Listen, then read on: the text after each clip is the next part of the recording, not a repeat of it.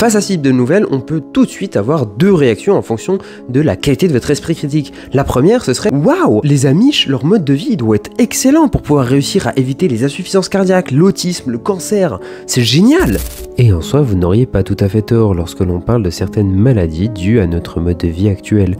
Les Amish ayant une alimentation plus saine, basée sur une nourriture plus biologique et souvent dépourvue d'aliments ultra transformés, cela leur permet de limiter l'apparition de certaines maladies, notamment cardiovasculaires. Et cela sans parler de leur niveau d'activité physique globalement supérieur à la majorité d'entre nous, ou de leur tendance à limiter l'exposition aux toxines comme le tabac ou l'alcool. Donc en ce sens, oui, le mode de vie Amish présente des avantages non négligeables pour la santé. Cependant, leur rapport à la médecine n'est pas aussi positif, donc encore une fois, il est bon d'apporter beaucoup de nuances à nos propos.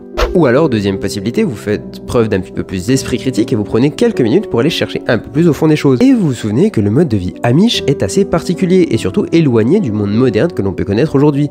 Autant vous dire que les diagnostics d'insuffisance cardiaque, de cancer ou d'autisme, on va dire que c'est pas trop d'actualité chez eux. Et fatalement, si tu ne cherches pas, eh bah tu trouves pas. Oh, et petit point bonus pour les plus tatillons d'entre vous, oui, si on veut véritablement faire preuve d'esprit critique, on essaye aussi de vérifier l'information en amont.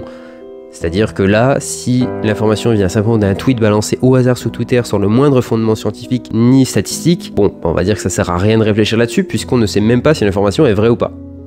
En l'occurrence, pourquoi je vous ai dit ça ?